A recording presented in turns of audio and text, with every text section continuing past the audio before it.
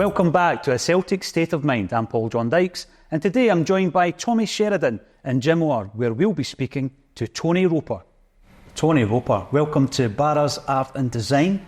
The first thing I would like to ask you about in terms of Celtic is a subject I'm really passionate about, and that is, believe it or not, the 1950s, because I did a lot of research on Neil Mochan, who played in that Coronation Cup final. You were at that, weren't you? Yes, yeah.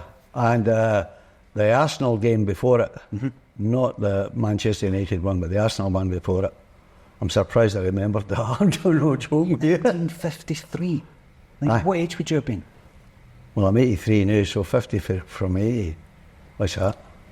Jim, I'm just get a calculator. I was listening to 10, 11? 11. Yeah. 11, And you know, when you watched that great side, because I don't think anybody expected the Coronation Cup to be played between two green and white Irish sides, you kind of fell in love. You knew who Celtic were, they were omnipresent, but you fell in love with Celtic during these games, didn't you? Yeah.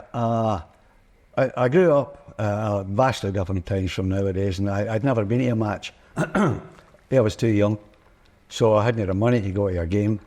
My mother wouldn't let me go to a game, and I was too far away to walk it to the game, so I'd never actually seen a game. But I don't know if my old mum's a publican, a failed publican, I tell you. But somebody in his pub had gave him tickets for the Arsenal game. Right. And he told me that the Arsenal centre forward, Don Roper, was actually my uncle. I didn't laugh. I took him at his word, and I went, "Come on, see him at the end of the game." He went, "Maybe a little bit. I shouldn't know anyway." So I wasn't a big Celtic fan because Celtic were crap up to the. They really were. The last thing they'd won was the Jubilee Cup or something like that. I think it was that in 1930 something. So they'd won nothing to then. So I never thought much about them. I supported a guy who was in a comic book called Limp Along Leslie. Right. I was the nearest I came to adoration. And I think the team was Tarchester Rovers or Rangers or something. I don't know, obviously fictional. But that was my nearest to getting to any nearer football team. So I didn't really have any real big affiliation. I had more of an affiliation with Hibs than I did with Celtic, because they were a far better team. They played in green and white, and so the Scottish team was made up of Rangers and Hibs. So Hibs would have been the one that was favoured most of anything. And I'd gone to this Arsenal game to start off in Don Roper, and I thought, my parents said, "We'll get horsed here." And I said, "I know that," because we get beat all the time anyway. Pretty decent team, but never won anything. So anyway, we didn't get horsed, and we won. Can't remember. I think it was 2-0 or something. That's up for opinion. I can't remember. So I says to him, "Can we go to the final as well?" I forget. He said, "We then went on to that was the quarter final. Then to the semi-final, and that was Manchester United. Yeah, I think. And then went to the final. So I says to him, "Can we go to the next what? That was the semi-final." And she said, "I don't know if we can get tickets." And I said, "Okay."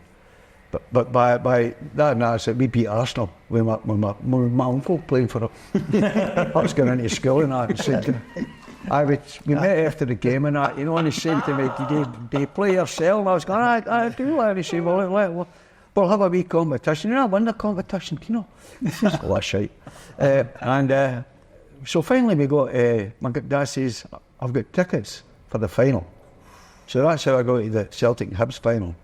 So I was still slightly torn between Hibs and Celtic, because Celtic were my dad's team, but they never won anything. During my entire growing up, they never won anything. And Hibs was my team. So I didn't really know which team to go to. By the end of it, there was no question. I fell in love with Celtic that day. But I went, absolutely that day. I was just like, oh my God, and of course the fans are all going, and I thought, "Chris, don't want it in." Get up. Was good. So was that your question? Well, you know that tournament, right? Were these all ticket games? I'm guessing, yeah, they would have been. They're not going quite quick succession, though. It was kind of like game. Within a couple of weeks, yeah. Because you had one of the other teams who aren't really mentioned that often who were in the tournament were Newcastle. Yeah, all right. And the goalkeeper, Tommy, for Newcastle United was Ronnie Simpson. Yeah. Wow! That's incredible, isn't it? Jeez. When we start talking about Lisbon, Jockstein, Tommy Gemmell. Just the logistics of those games happening so quickly to be able to ticket, that seems a bit bizarre. Look, the question I've got about this whole thing, and you might not even know the answer, you might know the answer because you're encyclopedic with your knowledge, is who wrote the song? Because it's one of my favourite songs, the Coronation Cup Coronation Cup. Absolutely. It's a good question, actually. I love it. And I wonder when it was written as well, because whoever wrote it's a genius. It's a beautiful story. So was it Philip as he sat down to dine, just a call from an old parliament. Yeah, it was brilliant, absolutely. And then the way it finishes, there's only one way. The fighting mad Irish who give them support. I love it, man. Whoever wrote that, a genius. Aye, terrific. I'm going to ask Paul McQuaid, because he wrote a book, and that was the title of the book. Yeah, songs. I'll ask Paul McQuaid. But yes, it takes us very quickly into the glory years, Tony. As you say, we hadn't won anything. The 40s were really grim. Almost got relegated in the 40s, you know. But obviously, you're also coming up yourself and finding your way in work. You ended up in Fife. Yeah. And Bow Hill. I left school at 14. And like 3 days later, I started in the pits in Bow Hill. Now, you didn't go down when you started. I don't know if that's what you want me to know, but you didn't go down when you started. You were upstairs and called washing the tables, which basically meant the coal, when it was dug out, was put into a big minecart. Then the minecart emptied itself onto a conveyor belt, and it emptied rocks, and it emptied coal, big lumps of coal, and wee lumps of coal. And then all that got carried up and it came in a conveyor belt along, and we were all there and pulled lumps off. And you stood in a kind of like wee a lane about that size, with a bit in the middle, about the size of that book there, so about the size of that, and it had a T section in it, and then it was a hole down it there, and that hole went down to a truck down below it. And your job to do that was to batter that with batter all the rocks with a hammer to make them wee enough to get brushed in that hole. So that's when I went on to day. And At the age of 14, 20? No, 15. 15. 3 days later I turned, and I was 15, and that was when I could come down. So that was mine, but it was quite traumatic. The reason I went to Fife was my uncle and my auntie lived in Fife. My auntie was my mother's sister, and we used to go there for holidays and stuff like that. So it's a real uncle, so it's a real uncle, aye. Aye, a real uncle. Aye, one of the real uncles. I just thought, I thought my cousin, Marty, his name was just Hollywood. Oh, he had muscles like that, pecs, all that kind of stuff. He just looked great. And T-shirts had no long come out, and he wore T-shirts, and I thought, I want to be like him. If I become a miner, I'll be like him. It never happened. As you can see. Anyway, I just adored him. And I remember the first day I got there. Remember your first day, and not in any job, but you certainly not in an office, but you've got to kind of go, because it was all boys. It was 4 women who did the tables as well. Big women. Big women. Maybe 6 even. And they were in my table, but I was in this table, and I started up, and I was a wee boy, I'm still a scrawny boy, but I was even scrawnier then, so doing this hammering thing like that, it really took it out of me. Mm-hmm. And when the first break came, I thought, I'll never keep this up. My hands were killing me with holding bricks and throwing it down and stuff like that. And then, coming up at lunchtime, I'd done about maybe 10, 12, 15, start at 8 in the morning, 15 of these things going through, and I was knackered. And I lay down, nobody spoke to me, nobody spoke a word.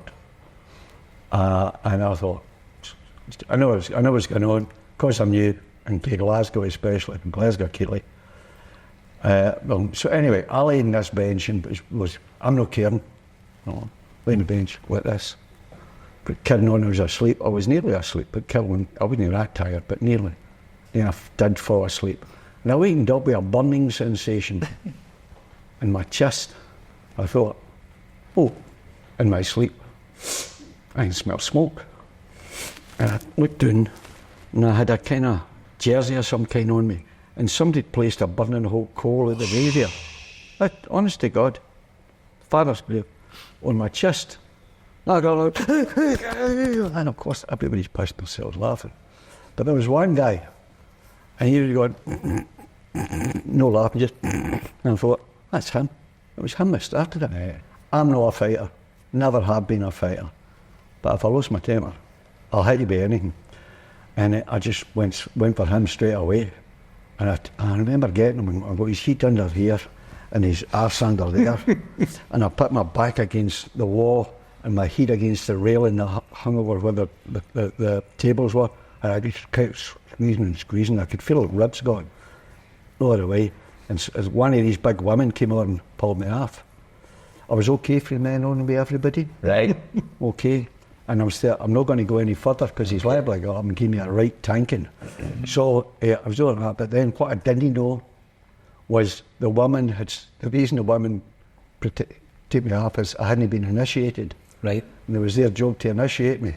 So while I was still feeling good about the woman, they took my trousers down and put axle grease in every orifice of my body. And I mean every stuck it everywhere.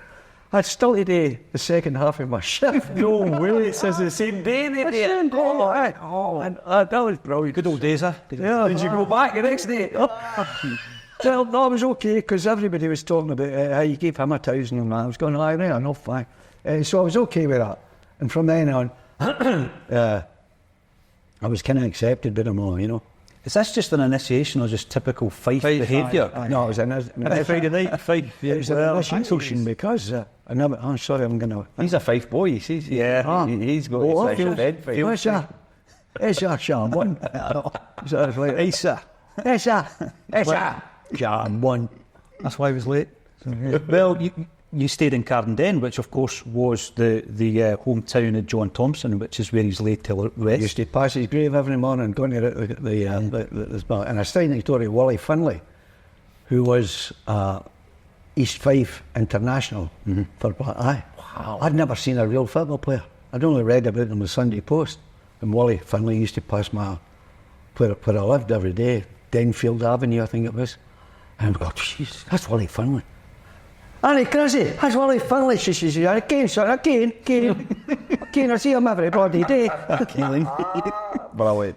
They were some side, these Fife, by the way, back then. They were Black and gold. Yes. Same as Aberdeen were in black and gold and that. I know that. They were excellent. The players play for Scotland, as you said. Yeah. You know, when I think of that, Tony, with regards to where you're from, the working class in Glasgow, but within your wee area, you've got people like yourself coming through.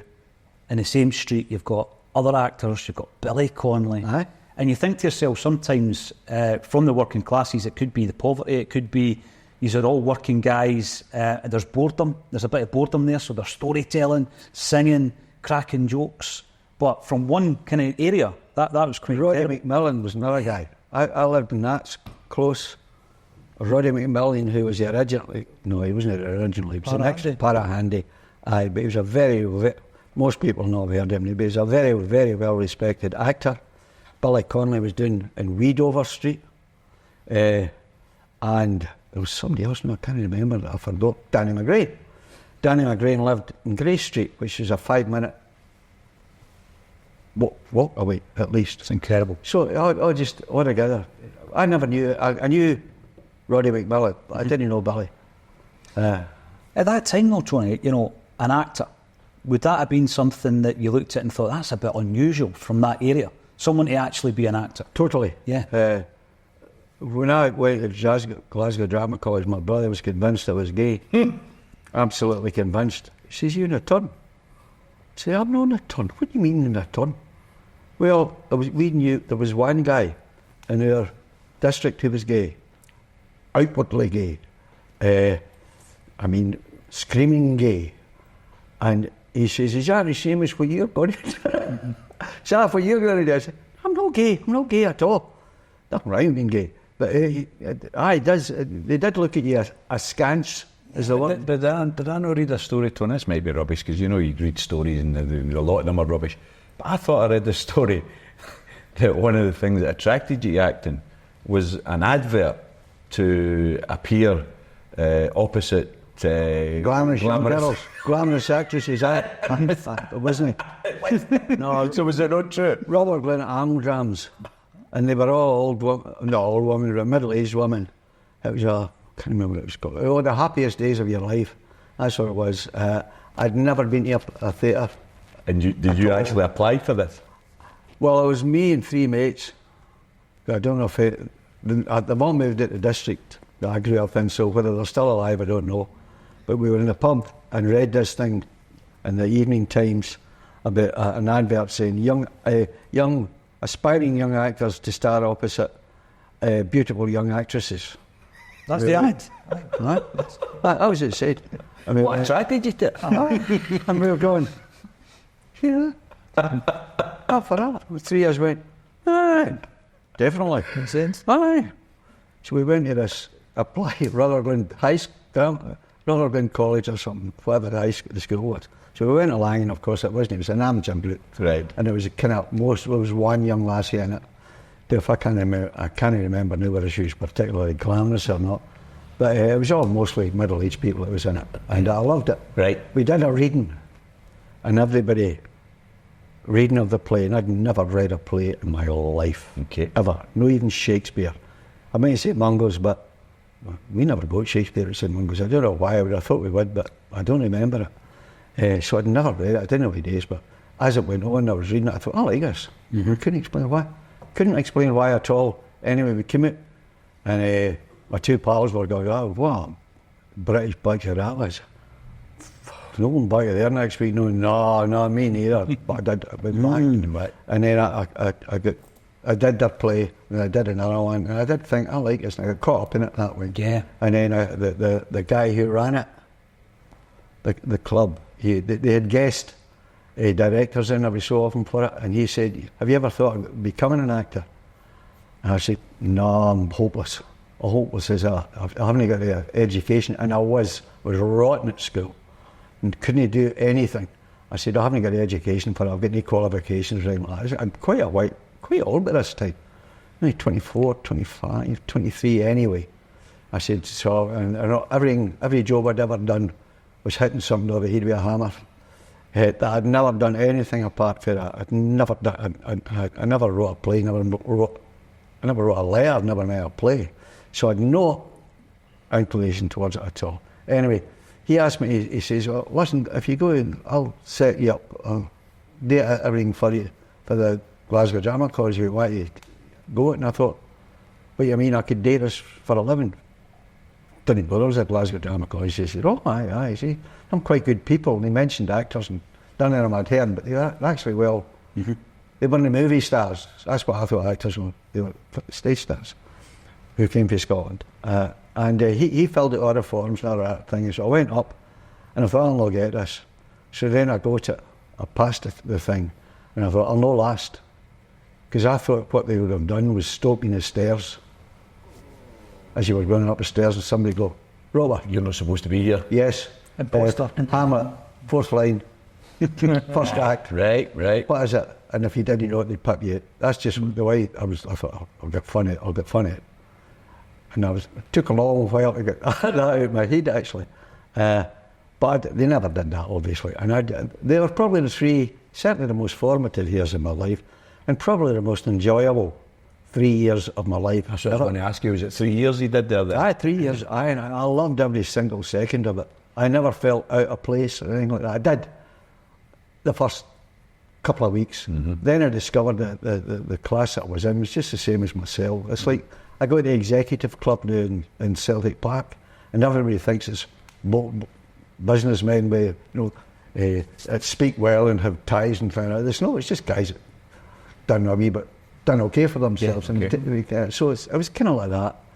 It's the one good decision I made in my life, apart from getting married as well. That's the one decision in my life that I think, you did the right thing there. Aye. The thing that interests me, what age did you say you were, 24, 25, getting into that? When I first started that, Yeah. about that, aye. Yeah. Aye, because obviously you're natural to it, Tony, but it took you that wee bit longer to get into it. Thank God you did. Thank God there was people to say, no, you can actually... I was very lucky. Yeah. Very lucky that A, that answered that advert, and B, that I met somebody that says to me, I'll sort it all out for you, because I couldn't even have filled the forms out, to tell you the truth. And I mean that. I'm not trying to be... Tony, sometimes people talk about being at school and a teacher has a big effect in their lives. It sounds to me that the guy at that drama club was a huge effect, in your positive effect in your life, and whoever he is, well done. And I hope he's done it to other people as well. It was something street, I can't remember, it was something Main Street or something street. But I owe him a lot of... big kudos, because... And how long after that do you start then writing? Because I'm fascinated that... Because you hear a lot of people, I wrote for when I was young and all that. But you're saying you've reached 24, 25 and you've never written anything. Nothing. So, I mean, for some of the stuff you've written is absolutely remarkable. So how did you get into that then? Money. Right, okay. Okay. Somebody offered you money to write offered something? me money. Say with acting, if nobody had offered me money to act, I would never have done it. Because you've got to put food on the table. Good answer. Yeah, there's no kind of political side to it. It was just sheer money. And I was offered, Borderline Theatre Companies offered me money to write a play, providing the Arts Council agreed to it. So, again, as I said, I'd never written a play, but by this time I'd be about 32, something like that, you know, because you're going to go through 23. I think I went into acting when I was about 27. I was coming on to 30 when I left drama college, so I was still quite getting on at 30.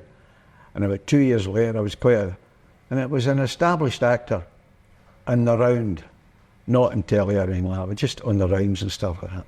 And I did quite a lot of stuff with a touring company called Borderline, and they said to me, the director said to me, I've got 3 grants to give out for playwrights, Tony. And I went, oh, brilliant.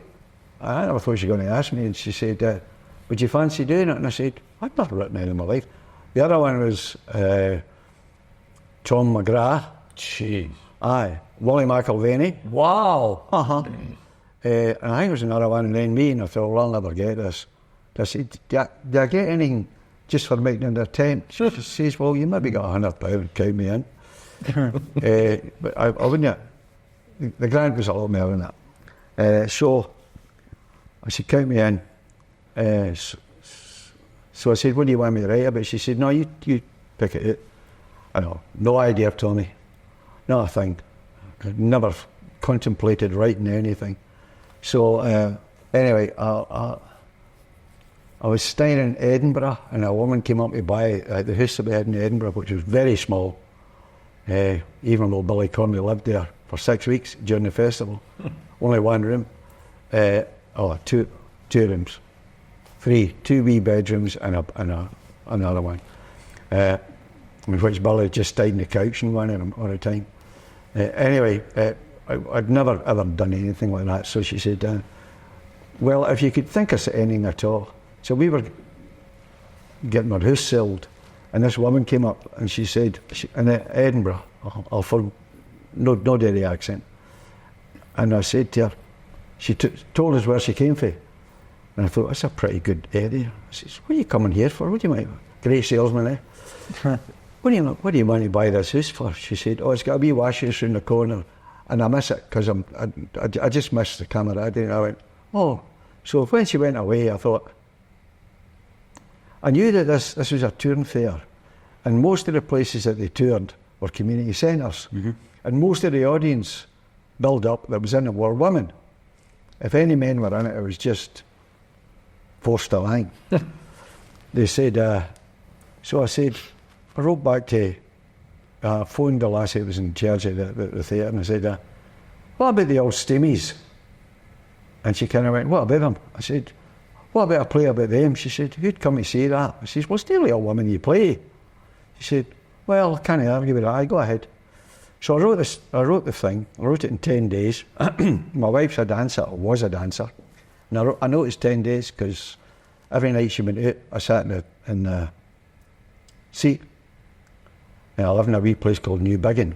At that time, I'd sold her the house, the woman that wanted the house. Or she'd bought it herself. I didn't really sell it. And I was sitting there, so as an actor, playing as an actor, the one thing I hated about it was writers, new writers who came in, even old ones, came in and they came in with sheafs that size. And you thought, that's too long. Genuinely too long. You just knew it wouldn't last that length of time. People would want to get buses and things like that. So you had to learn it all and then heave it all away until you get down to something like that side. So I thought, I'm not going to do all that, I'll just get it as near to the pages went. It usually ended at about page 80. So I said, all right, I'll see if I can get 80 pages. So I'll do 8 pages a night while she's in this job, Isabel. So longhand, this is you writing it, it's not your typing stuff, you're just actually writing the stuff, yeah? With a pen. Aye. With a pen as well. No even a pencil. Right. I hadn't the brains to go, I'm not good at it. I've never done this. I've never done this. I'll use a pencil and I can rub it out. Yeah. Never. A pen like that. Won't do it. So every night 8 pages, that's and 10 days later she'd finished her job and I'd finished the play. I sent her a line. Hope I'm not boring you. No, this is incredible to hear about Steamy. I sent a line to the director and she said, there's no plot. I said, no, I remember it's my first play, you're wanting a plot as well. No. And she said, I don't think we can do it. She said, but I'll send it in. And I said, I send it in anyway. But I was up against McGrath and Michael Vanny and that, and I said, I wasn't going to get it anyway. So I said, it just did me like that. Anyway, it came back and she said, I never sent it, but it was no good. It's no enough. It's no good a plot. I need a plot. I said, can you a plot? Well, somebody fall in love with a mechanic that's in it, or the guy who's in charge of things, or somebody gets their purse stolen or something like that. I thought, that never happened, that's Steamy. My mum never came back and she goes, you know what happened? I fell in love with Big Andy. No, I got my purse stolen. Aye. So I thought, no, it was just chat. I said, it can be done, you know. And she said, okay, do that. And she didn't take it up. But this time I'd written it, so cut a long story short, I sent it to everybody. So just to get Borderline off the hook, everybody else refused it as well. Right. So it wasn't just as what the foresight, she was lacking in foresight. Everybody took it then, including television and the whole lot. I sent it to everybody. You do your thing, I've nothing to lose. So nobody wanted it. I find that astonishing when you look at the longevity of it. My mother-in-law loved it, yes. So I don't know why they didn't want it. Yeah. Neither did I. But the fact remained they didn't want it. So I put it in a drawer, and that's about 4 years later. I'd now graduated into television, and I was doing it. I think it was Naked Video, or I think it was Naked Video, and Elaine C. Smith was there, and she came in one day and she said, she was kind of downcast, and she says, what is it? Now at that time Elaine was heavily involved with Wildcat, and she said they've been offered a good grant and they can't get it because the grant is for a play about communities and they've not got one. Mm-hmm. Excuse me, it's got to be quite quick. I say, well, I've got one sitting in a drawer, nobody wants to do it. I'll be up front with you, Elaine, nobody wants to do it. And it's been there for 4 years and nobody wants to do it. And she says, there's no music in it. So, and they were a musical company. So she says, I'll take it to them and I'll recommend it. So I have to say, that wouldn't have happened with her. So she took it down to there and she came back. She says, Wildcat will do it as long as they can put music into it. I thought, they can put whatever the hell they like in it. It's all on to me, I'm going to get it done. So that's how it got done. And I got a great team. Dorothy Paul, Elaine, Katie Murphy, Ida Schuster, who's dead now, God bless her, and Ray Jeffries as the mechanic in it. A young Peter Mullen?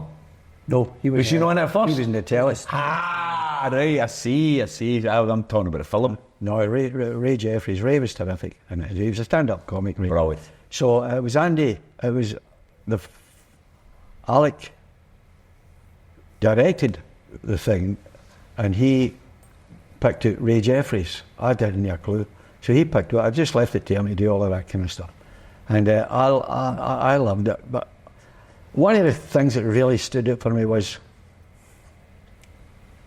I thought, I'm an actor really, I'm not really a writer. And I'd been in so many plays that I thought, oh Jesus, this is chronically bad. Just about every third one you thought, oh God, I need to do this again, not just me, the other actors. God, oh no, I don't want to do this again. And I thought, oh God, please don't let it be one of them where they go, what are you doing? Oh, I'm with Ropers, but oh crap. I've heard about that. Oh, is it as bad as you say? It's not as good as that. This could kill me. Alec was the same. He was going, oh, I hope it's not a disaster. And I said, so am I.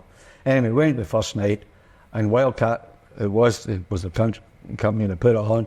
And by the end of that night, the next night, they'd run a tape for people who were wanting to book it. Right. That was the days when you phoned up somebody and the tape recorder. So they'd run out of tape. So it was a hit right away, right? Brilliant. I'd never expected it to. And then my reaction was not, as a hit, my reaction was just, oh, we got away with it, at least. As I think everybody else's reaction probably was the same. Anyway, there was a great cast, terrific music by Dave Anderson. Absolutely. I remember watching a late rehearsal and thinking, well, at least the music's good. But that was it. And it's just, I've earned a lot of money for this thing by putting it on myself. I earned a lot of money as an actor, but nothing like the Steamy. But that was your first play? First play by... Oh, aye. I wrote another play with a pal of mine called Benny Young, the big Rangers man, but he's a good pal of mine. Yeah. And it was about 11 pages long.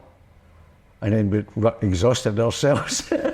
11 pages? Aye, 11 pages. We were like, I can't think of anything else. No, me neither. No. But that was it. That was the second take. It's incredible the longevity of it, Tommy. That's what I'm talking about. Like, my mum loves it. You were saying your mother-in-law loves it, Tommy. I'm a Miller. Yeah. And they were Govenites, so the Steamy and Govan was massive. And was it the film that they were fans of? No, they were fans of the play. Then they were fans of the film. So, but they were fans of the play first.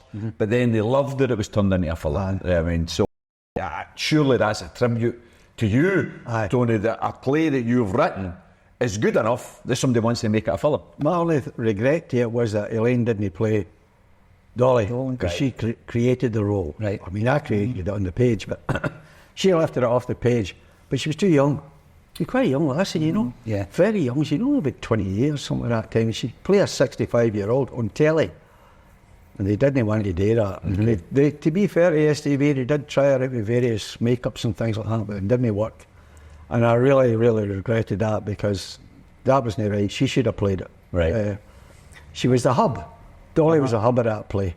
Everything sprang to her. She couldn't shut up. And one of the things that I think helped me to write it was I'd been in so many plays that were good and so many that weren't good. And I knew the main thing is usually there's something at the centre, not necessarily a person, but something that the story springs out for. It doesn't need to go anywhere. You know what I mean? It just goes. The Godfather doesn't really go anywhere. Yeah. But the hub is the Godfather. Yeah. Yep. So that I knew that there had to be a hub. So that's why I wrote Elaine's character as the hub. There would be no pauses, because Elaine's character, Dolly, wouldn't allow a pause. Right. She'd think it was her fault. So she'd immediately come in with something else. And the other thing was that when I wrote Mrs. Goldfeathers, this is kind of stagecraft stuff, so it's maybe a bit boring. But there was No, for me, keep going. There was 1, 2, 3, 4 stalls. Yeah. And I put Mrs. Goldfeathers, I put them all out where I thought they should go. And I put Mrs. Goldfeathers in this stall here, because she doesn't say much. Right. And the rest of them are all getting howls of laughter and various things like that. She gets nothing. She gets nothing at all. If anything, she gets laughed at because she's an old doddery-old bugger. Present.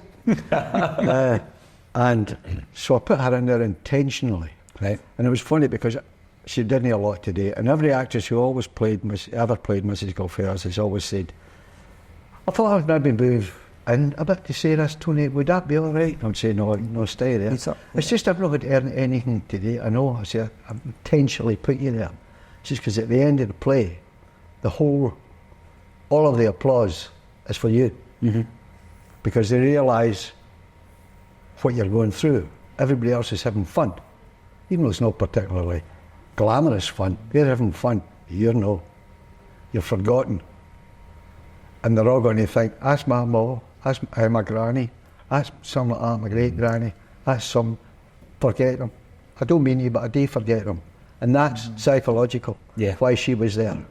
So that was because I was an actor as well, and I, by that time, gained a wee bit of stagecraft.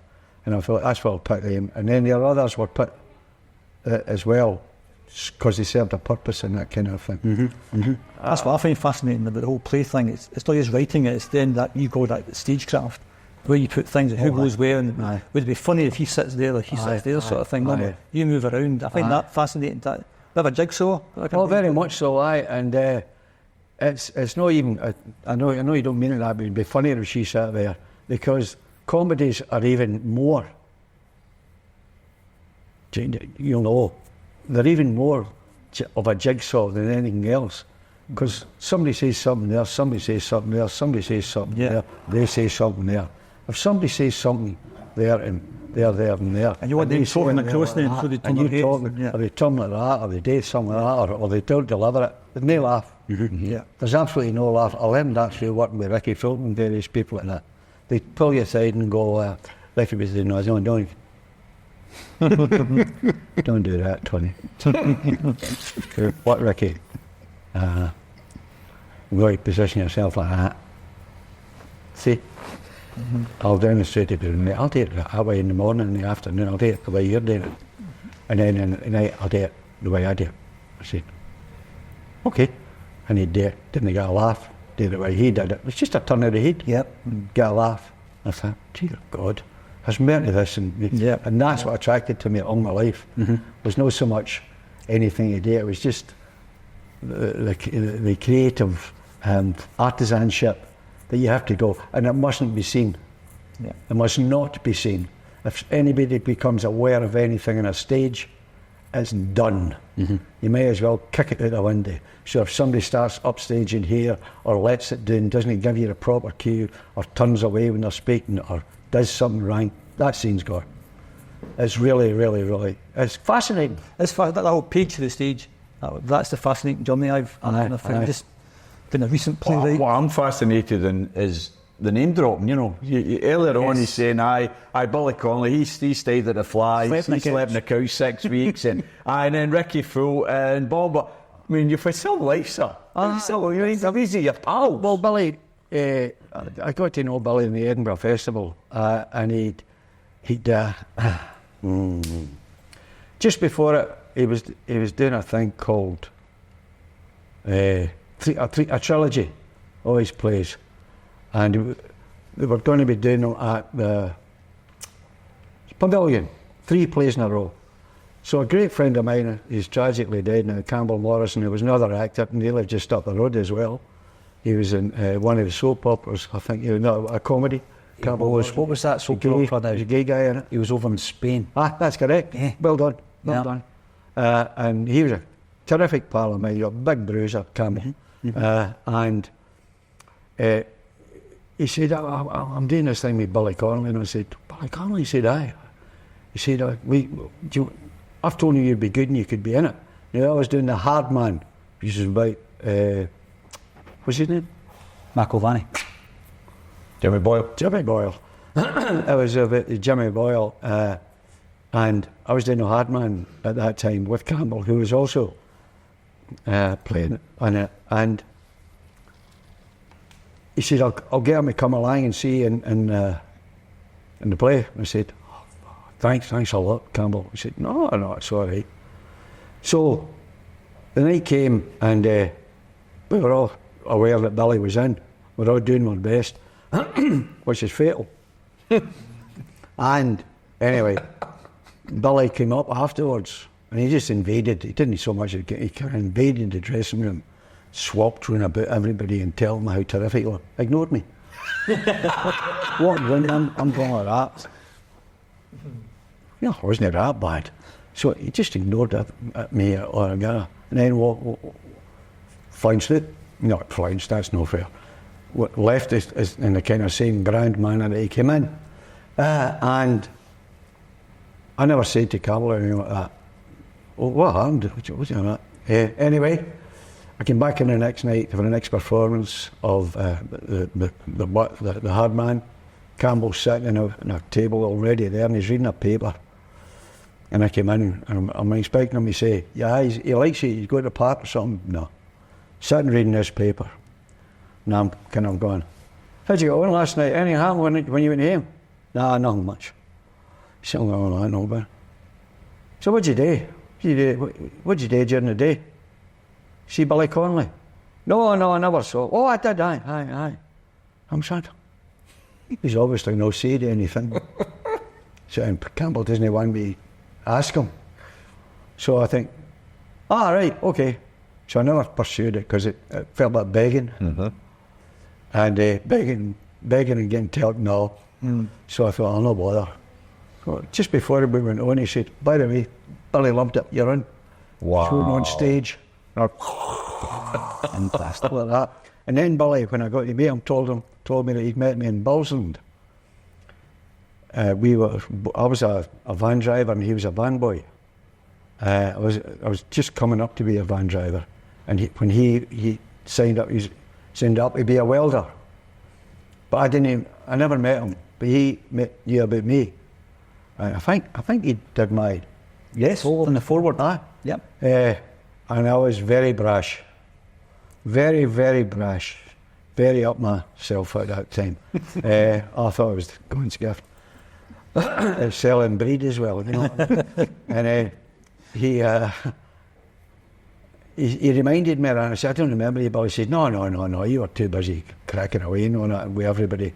He says, but I remember you'd always on about the Celtic. And I went, aye, because it wasn't just me, there was other Celtic fans as that. And there was things, and now we'll start.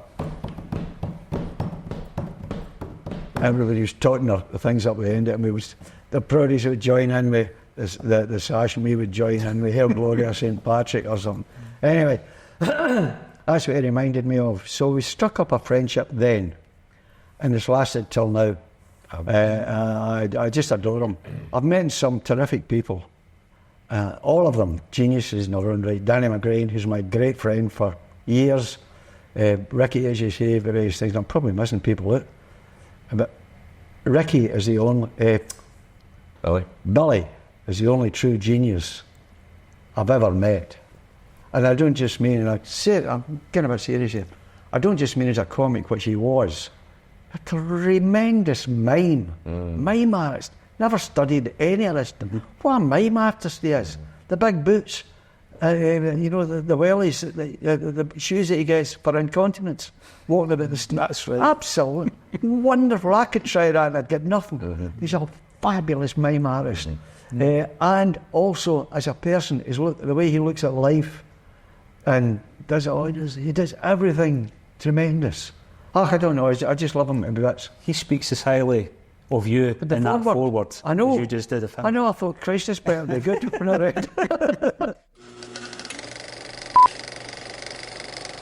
So, you've spoken about your great friendship with Billy Connolly. What were those 6 weeks like when he was sleeping on your couch? It's just a dream come true. And I mean that. We came home every night. Billy was in the sauce at that time. And he just drank beer. He never drank whiskey or wine or anything. He was a beer man. And it was just terrific. I was Archie, walking down the street, everybody knew Billy Connolly. And I thought, I'm getting publicity here. Didn't do me any good, but I was getting publicity. I remember we were walking into a pub with him in Tynecastle. I think Celtic were playing at Tynecastle. I can't remember, probably not. We walked into this pub, and the two of us walked in. It was a typical old-fashioned pub. Nobody knew me, but Billy walks in, and it's like one of the horror films where somebody says, "Where's Castle Dracula?" But he just walked in and just went. And we went up to the bar and ordered our drink and stuff like that. And then came up again. Gradually, people came up and up. Nobody asked me if I was but everybody, Billy, going to sign us, Billy, going to sign us, going to sign us. And Billy was there, I was there, and there was a guy at the bar there, and he was like that.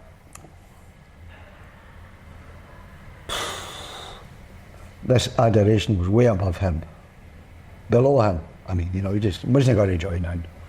So we're sitting there chatting. Billy was great with everybody. He signed for us. He's always terrific, but he signed everything like that. And eventually this guy, there was a died down a wee bit. This guy sitting next to me went, all right, and he got a beer mat. And he picked and he turned it the other way around it and he threw it across me to Billy. He said, sign it. And Billy says, you got a pen? Call yourself a Stanley, and me even got a pen. Except in an Edinburgh accent. Oh, wait a minute. There you go, and I want my pen back, by the way. He's trying to be a comic as well now.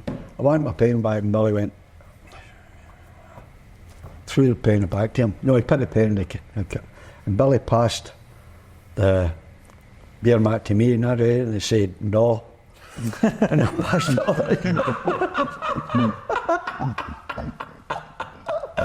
bugger up. That was fantastic. A lot of things like that. And I remember we had a party. No, the people down below us had a party one night. And it was very rowdy, and they were just actually finished their beer bottles and throwing them out the window. And the cars and all the rest of it down below. And I went in the next day to get 10 fags, the paper and all that kind of stuff. And I walked in and nobody still knew me, so I could go walk in, and there was quite a few people in there going, do you see the mess? It's the mess of that street now. There's cars there all that. And they went, it was Billy Connolly's lot. Wasn't it us? It's the house below us. He got a blame here. The notoriety. Yeah. Plus he had a big Jeep. Was the one with the eagle. Right. The feathers down the wings down one side, the claws down the other side, and the tail down the back. It was a stunning big thing. And he took it to party inside my house in Bryson Road in Edinburgh. And we came back to it and it was just ripped, torn. Oh no. Just went, that's what happens. And he went away. That's a level of jealousy though that I'm guessing you've seen through your career. And when that's his, you got a Jeep, is it? Billy understood that. And he didn't get annoyed at it. He just drew it. That's why I say he taught me a lot about just being a human being and kind of forgiveness, and nothing set down in stone as well. And he's younger than me, but he taught me that. And he never talked about money. He didn't know what money was. Had no idea what money was. Still doesn't know. There's no idea. He does drawings. I was doing drawings for stuff like that, and I'd sent him a cartoon that I'd done. And he said, that's tremendous, that's terrific. He said, I really like that. He said, I do wee ones as well. I do doodles.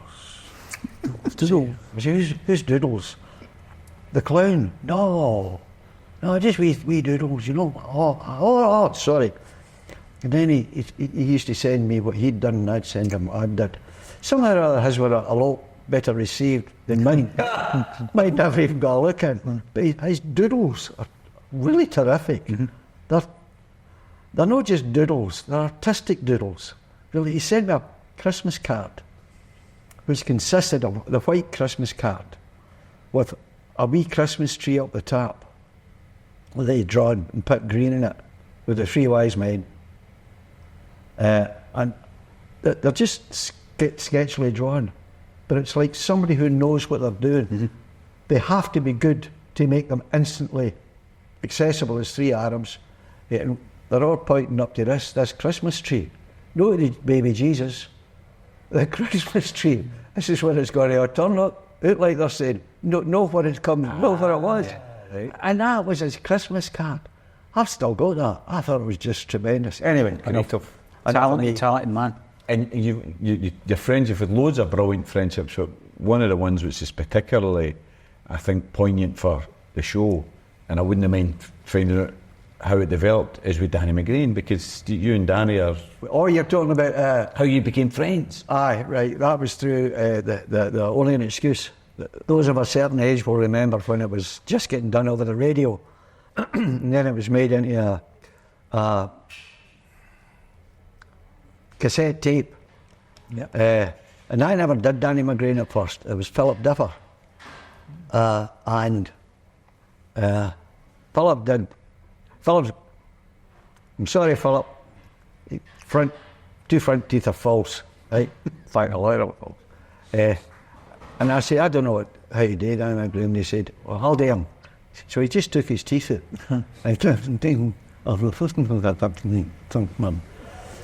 And he put it off, and I thought, oh, that's a shame, because he's a human being. I eventually fell out of love with it only an excuse, because a lot of people were getting done to death. Yeah. And it did have an actual impact on them as people. Anyway, I thought, oh, that's a bit of a shame. So I tried to learn how to do them, and eventually I think I got them.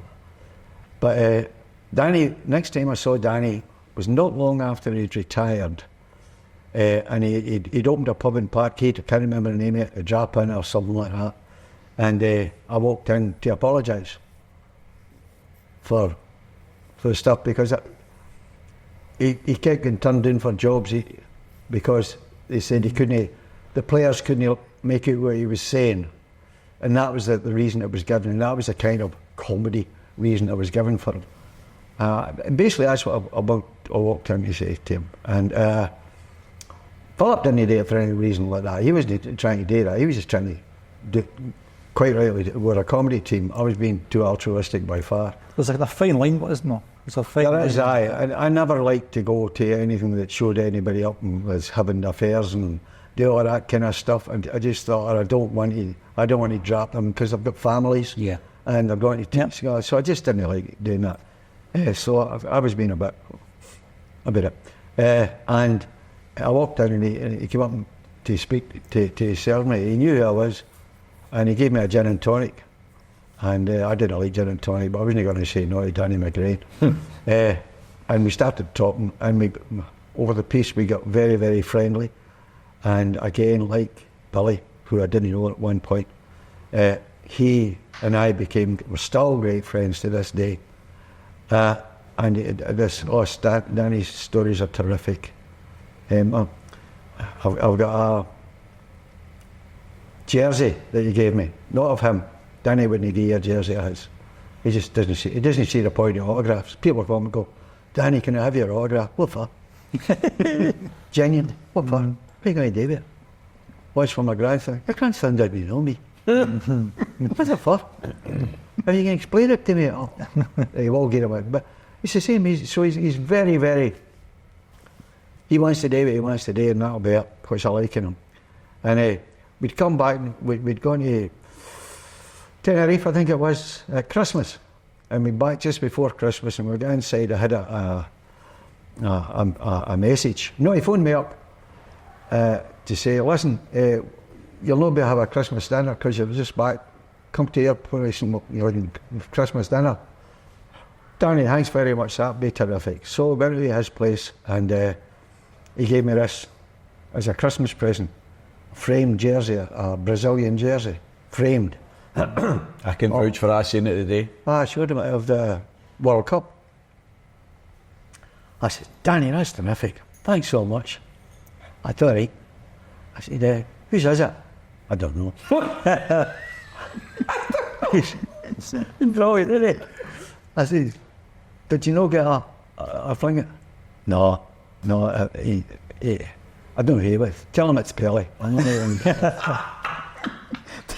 it's Pelly. Well, it's like John Lambie's joke about and somebody getting a thing.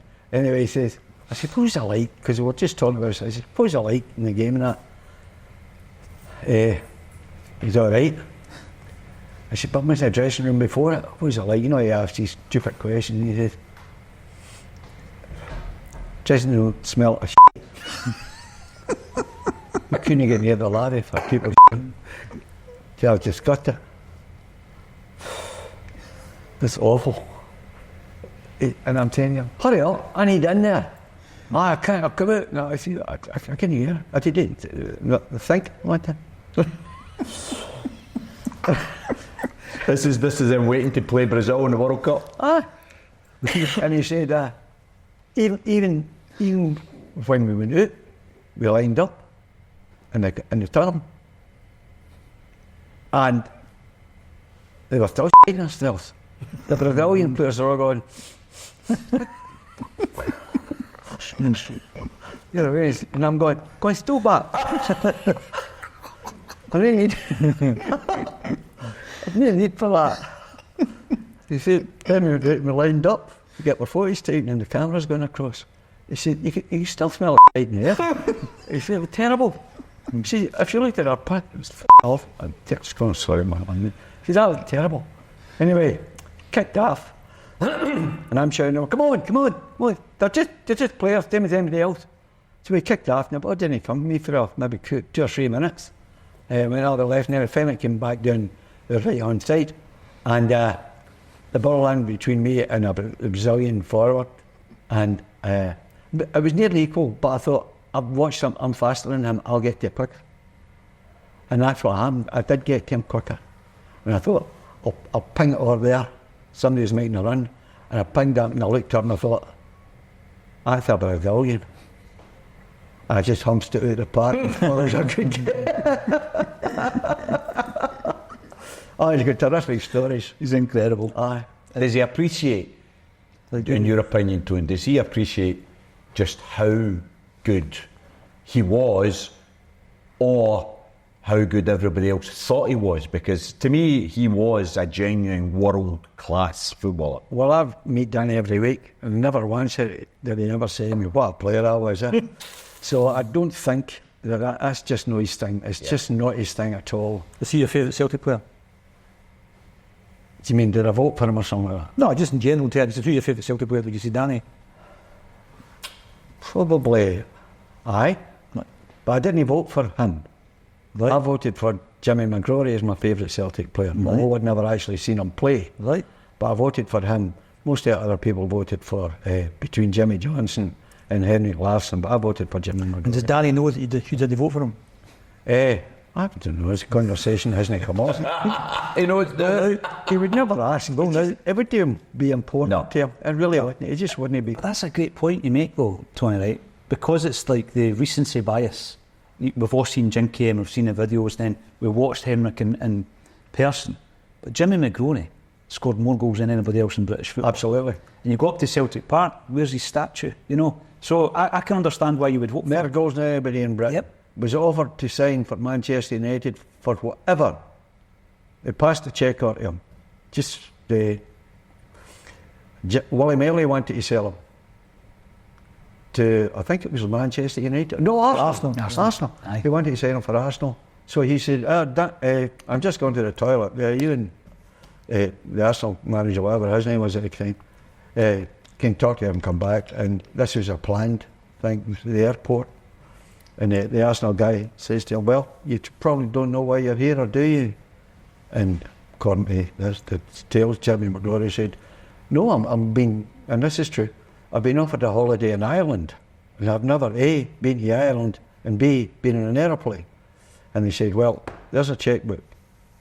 We would love you to ask them, write your chequebook, write your fee, whatever you want, your wages. Jimmy McGrory said, no, I'll stay with Celtic. Mm. The management were furious. Yeah. Because he didn't get him. And his wages were £11 a week. And they took him down to £9 a week. To punish him. Yeah. That's absolutely true. Took him down to £9 a week. Where'd you get that?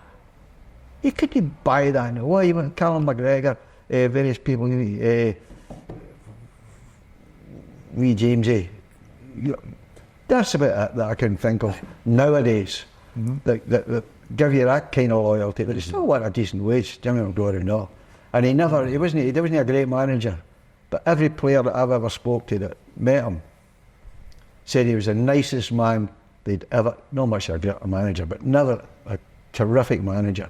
So to have brought all that, did all that, that's why I voted for him. Right. Oh, so like you They still call him Mr. McGrory. Aye, still call him. Many of whom went on to be the kings of Europe. You mentioned something which gives us an opportunity, because that's the next project. It's got to be the next project. I hope The Rock committee and everyone involved will take it up, and that is a statue for Jimmy McGrory, because the fact that there's not one is a disgrace. Now, whether it's at Celtic Park or whether it's at Jimmy McGrory Park, which is what the Rock have now called the park, remains to be seen.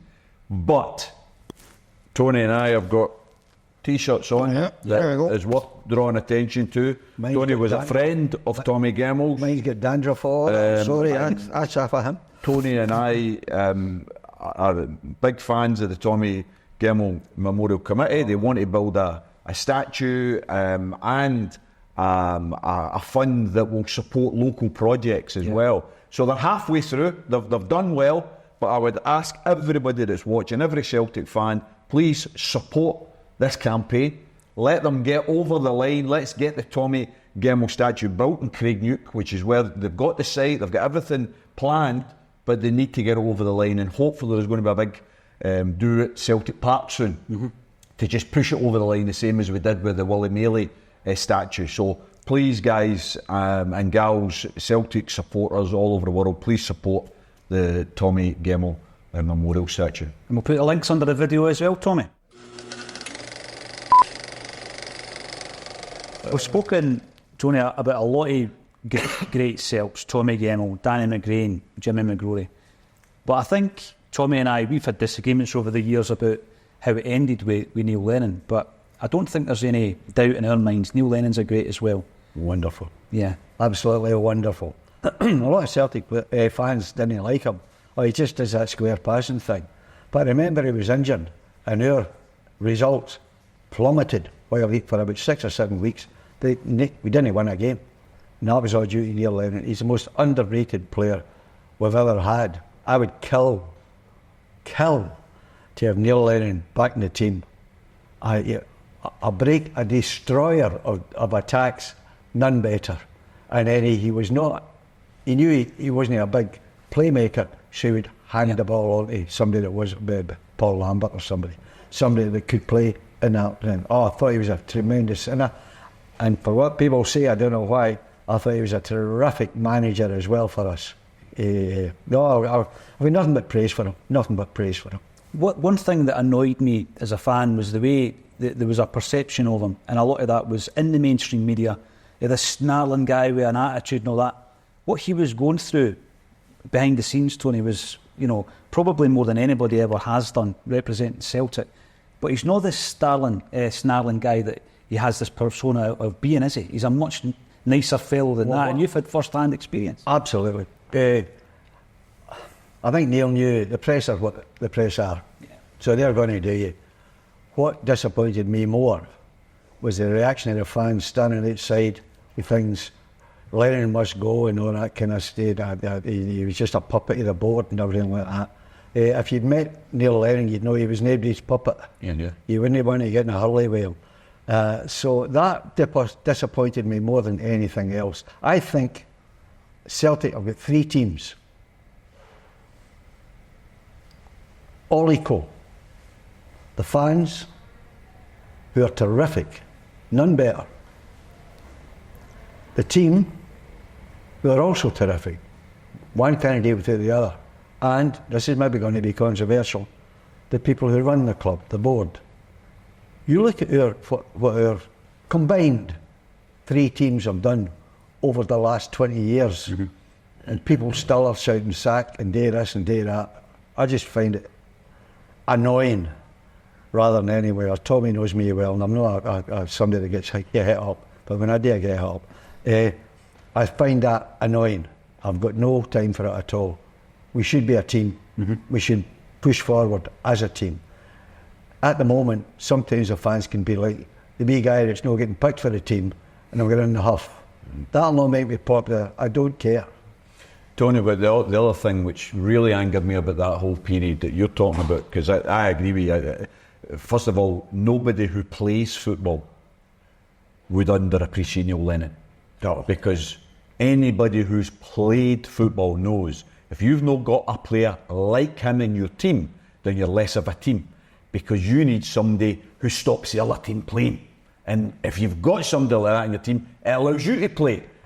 that it's not a starring role, it's a destructive rather than a constructive role, but it's an essential part of any successful team. So nobody who played with Neil Lennon will underestimate him as a player. And when he became a manager, Tommy, he stepped into it at a very hard time. Absolutely. He stepped into it at a time which was nothing in it for him, because if he'd won the league, which he did, he was expected to win it. If he didn't win it, it was all his fault anyway, doubled up with what Brendan Rodgers had done. So I think... Well, the second point I want to make, Tony, is that he took the derry, if you like, during the 2020 season. The COVID was an extraordinary situation. Worldwide, it was extraordinary. We'd never experienced it in our lives. So everything that was going on behind the scenes, Neil was having to deal with, and the fans are then blaming him for everything that happened. A legend, a guy who gave up his life to represent, play for, captain, manage Celtic, and you're getting wee boys calling for him to get kicked out and all that. And do you know what really upset me? It was the sense of entitlement. I associate that with the other mob. This sense of entitlement, this chauvinism. How dare people expect us not to win? We deserve to win. You deserve nothing in life. You need to earn it in life. And from my point of view, I was really upset during that period. It was unpopular. I had to argue with people, fought with some people. But for me, Neil did not deserve that. And he's the type of guy, see, years from now, people look back and say, oh, geez, look at the record that Neil Lennon, like, absolutely brilliant. And a nicer guy you couldn't meet. I'll tell you a story about him. My brother tragically died of lung cancer. It's an easy story to tell because my brother never bothered. If I've got it, I've got it. It is what it is. And by the way I'm telling you, I'm catching it now. I've got a haze over my voice. But he never bothered. He just took it as it was. Well, he still kept smoking and all the rest of it, you know. And then it got worse and worse and worse. And he was finally put into St Margaret's Hospice to die. And he knew it was to die, but he would still just carry on. You know, just to do it. I was so proud of him. So it was Christmas morning, and we'd all got up with presents for him. I think my wife's going there. And we're sitting talking to him, but he'd been in a coma for about 5 or 6 days. Nothing. It couldn't be nothing at all. Just flat out. Nothing moved. And I'm sure a lot of people watching this will identify that with somebody in their family sometime who's had it, where nothing moves at all. It just sits there. And there was a knock at the door, and one of the nurses opened the door and she said, Tony, Neil Lennon's in the building with his wife. I said, She said, he comes every Christmas and visits everybody. It doesn't matter, because that's a non-denominational place, St Margaret's. It doesn't matter whether they're Celtic supporters, Rangers supporters, whoever. Neil goes around and talks to everybody. Would you like him to come in and say hello to your brother? And I said, well, I want my brother-in-law here because he's here, but I said, it'd be terrific for my family to meet him, because he's my brother and all of these people, his children, are all ringing about him. So I said, tell Neil that would be lovely, I really like that. Tell him. So she says, I'll tell him. So I knew Neil very well, obviously. Well, I've gone in about an hour, and then a chap comes to the door. Who is it? It's Neil Lennon. Oh, opens the door. He opens the door. I should come in. He opens the door. He says, how you doing, Tony? I said, great. He says, God, is this your brother? I said, yeah. And he says, come here. No. And he says, Pat, it's Neil Lennon here. You don't hear me. It doesn't matter, but I'm here anyway. Like, you know, and then he was doing it. He's talking away to different members in the family. And I'm that proud of him coming in here and everything like that. Anyway, halfway through it, no, he's just about to leave, actually, if I remember rightly. And my brother's out. And I hear, and I'm feeling bad doing this, but I'm not having a go at my brother, obviously not. It was just a noise, and it went, and we all stopped. That?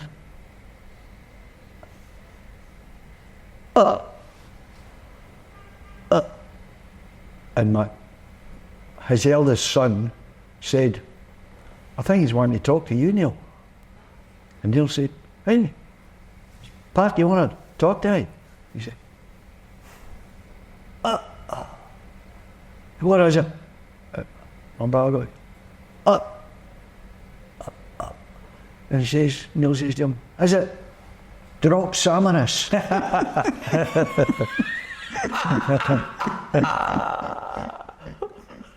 And Neil just collapsed. I says, well, my brother's thumb. I walked out the door. Oh, what a moment. Incredible. For my brother and his family as well. It's the way you want to die, innit? You get your manager up and you say, this is where it's all gone wrong, I'm going to tell you. I'll do that. No, that's incredible. It's a fantastic eye. And it shows Neil Lennon, the human, the person. Oh, listen. The individual. Oh, I know I've done countless things. And he's in there, Tony, not because there's a film crew filming him doing it. No. He's in there on Christmas Day. Aye. Nobody else have... The guy's got a heart of gold, by the way. And and I always defend him. Some people say, oh, I'm up Neil's arse, blah, blah, blah. Listen, the guy is a decent guy. I'll defend him to the hilt. And I don't care whether people fall ways or no. They don't know half of what he's put up with and what he's done. Who else gets their life threatened for playing with the team, for managing the team, for supporting the team? Who else gets assaulted? Exactly. In front of an entire stadium. Exactly. Yeah. Battered or the heat. The police have to pull the person's assault off him. And later on, not proven. Live on the TV. Where the hell? You couldn't put that in a play, they wouldn't believe you. Terrible. And the reason was because they didn't charge him with it. They charged him with Sectarian, something, wasn't it? aye, Sectarian breach of the peace or sectarianism. And they couldn't prove that. They couldn't prove that. Even though he called them a Fenian bastard. So they knew how to get them up. Exactly. Police knew how to get them up. Or the authorities. I know we're near the end, and I can't let us get to the end because we've talked about actors, talked about Hollywood. Hollywood? We're going to talk about All Hollywood. right, okay. Because Tony and I had the pleasure strolling through the old town of Croatia. That's right. when we met someone who apparently still asks after us. Tony, tell the story. Well, no, we were walking along with Tony. Tommy's on one end of the political spectrum. I wouldn't say I'm at the other end, but I wasn't at Tommy's end. Anyway, I kind of fluctuate, and then I gave it up again. So we're talking about, I've always enjoyed listening to him. He's a minefield of information and good humour. And we're walking along to him. He says to me, "Is that?" No, who? He said, him. I turned around and I went, "Hi." It's Martin Sheen. He went, "It's Martin Sheen." I said, "What is Martin Sheen?" "No, I'll go so far and then you can go." And I said, "Right, don't make an arse of yourself. just act courteous. Don't even ask him for anything. Certainly not or a selfie." No. Good thinking. You tell it for. What, 22 years ago, 2002. That's all. And we're walking through, we're way with Dukla Pumpers, and the Dukla Pumpers used to do an annual trip. And this was us in Croatia, playing a game in Croatia. The rest of the boys they were all walking ahead, so they hadn't seen it. They weren't as cultured as Tony. Absolutely. We were admiring the beautiful architecture of the old town. And as Tony says, we're walking, and Martin Sheen's walking towards us. And this man, bold as brass. "Hello, Martin. I'm Tony Roper. I'm from Glasgow. Lovely to meet you. Really admire your work. Absolutely brilliant." So I then took my cue for the bold Tony. "Hi, I'm Tommy Sheridan. I love all your anti-nuclear stuff."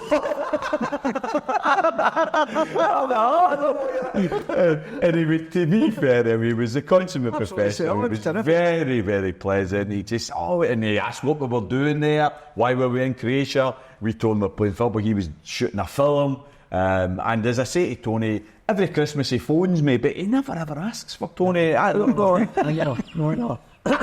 I think he recognised superiority in the acting profession is over. Oh, brilliant. He was so small. He was.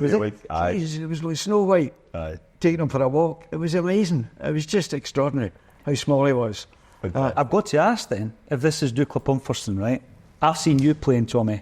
Was Tony a better player? Oh, Now, to be fair to Tony, Be honest. to be fair Be to honest. Tony, we talked about Neil Lennon earlier, and Tony said that he was also a good manager. I think Tony's a better manager than player. Aye. Tony, would that be accurate? Oh, it would be merciful. Be merciful.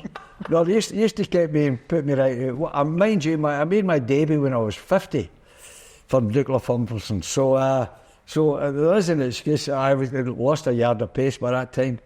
But as soon as somebody gave me the ball, I was enough about me to say, here, have it back. Not try to beat anybody. Not try to outrun them. I was a very fast runner when I was younger. There was always the temptation to run. Mm-hmm. But I thought, no, don't do that. Get right away.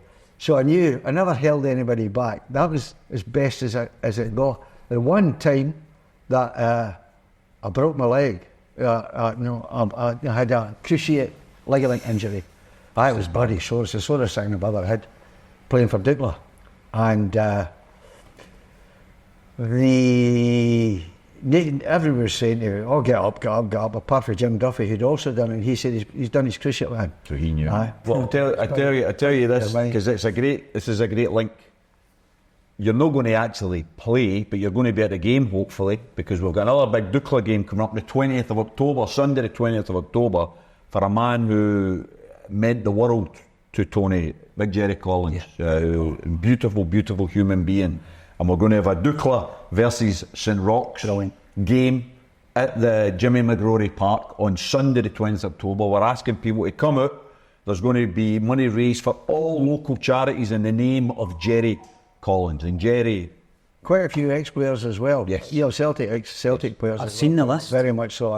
It's going to be a good game. It really is going to be a good time. There's a team group in there, a Dukla team, Tommy, you'll need to have a look at it. Great squad of players. Brilliant squad of players. Unbelievable. Yeah. Chuck Young's faces like that. Because Jim Duffy's in the team, you're in the team. I'm not sure if it was from the Croatia game, Tommy, but No, it's not. No, it's a Celtic. Is it what I'm thinking about?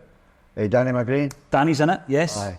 I don't think you're in it, Tommy. No, I dropped it. No, it was very early. Very, I think I didn't get involved it at might all. have been the first or second right thing game. like that. And the reason he checks places like that is he contacted some disease during the game. Right. I don't know how he got. I've no idea what that was. But and he was carted to the hospital right away. So he went through the game. Fair play to Chick.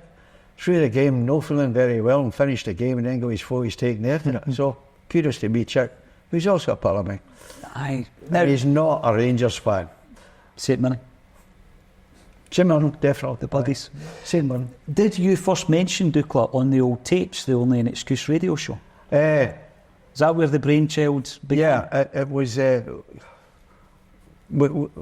Philip Duffer, the terror, wonderful Philip Duffer, was writing stuff, and he wanted to write this thing about a fictional team, a works team, that everybody did or knew for or played for or something like that. So he asked Johnny and I if he could use the name Dukla Pumpers.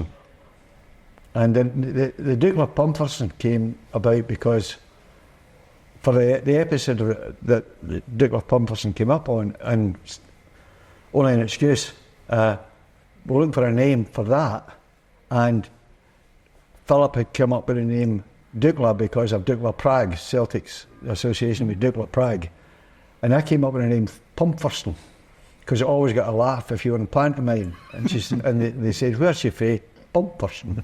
I had no idea, man. I've always got a huge laugh, so I said, "What about Pumpferson?" And Philip said, "Aye, right, aye." So we called it Dukla Pumperson.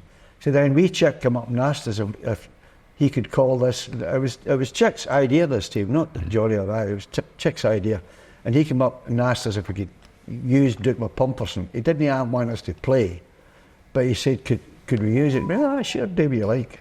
So that's what had happened. That's how they got to use Dukla Pumperson. It was nice kind of fairness. Okay.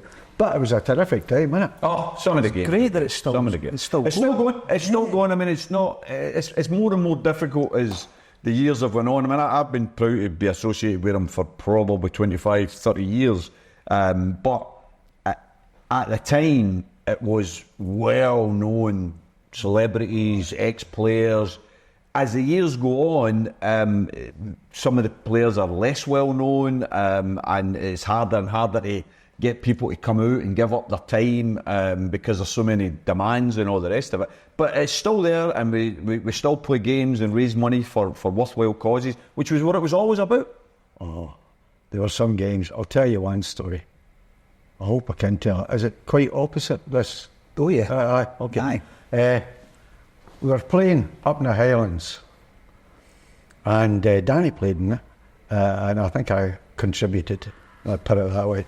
Anyway, terrific thing. I lots of stories about Dukla Pumpers, but we were playing this Highland team, and we'd all get drunk the night before, some more than others, and we'd been given the attic to stay in, to kind of, they were just sleeping bags on the flare kind of thing. We were all out there, and I'd got up and Danny had said, well, we'll get some papers now. I says, I'll get papers and I'll get rolls and all that kind of stuff. They'll take it to the boys, get them up and them, right. Damn it, okay. So I went out and I got the pills and I got all that kind of stuff, and I wandered upstairs with all these rolls and all that kind of stuff, and the last flight was up to the attic, and I chapped the door, and somebody said, come in, and I opened the door, the smell. Oh, it was awful. Sick. Shit. Pee. Oh, horrible. So I walked in, and I'd said, I've got rolls and stuff like that, but they were all just lying. And the one who was Andy Ritchie, he was right at Sparkers.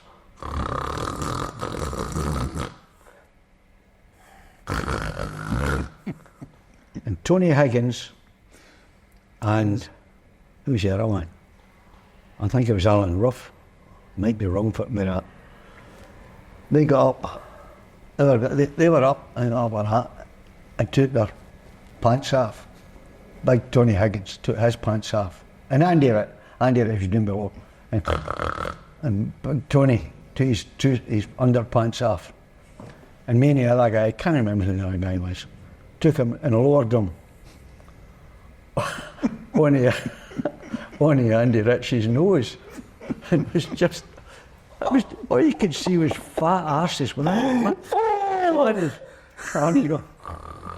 And these two arses, this one arse held up by two people, went in, engulfed his nose, and then farted. Oh! And it was just an ordinary fart. It wasn't like that.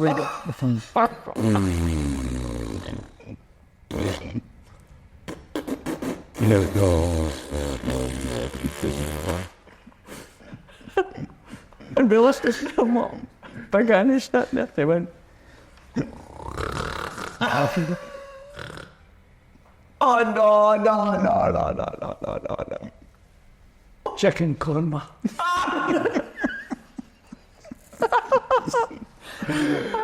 I have to say the behaviour improved when I get involved. Oh, there's a lot of stories like that. From that. Bullshit, can't go. Tony, it's been an absolute pleasure. Oh, thank you. Thank you for joining us on A Celtic State of Mind. Always a pleasure. Thanks again for joining us on A Celtic State of Mind. I really enjoyed that discussion with Tony Roper. Join us again next Friday night, for this is A Celtic State of Mind.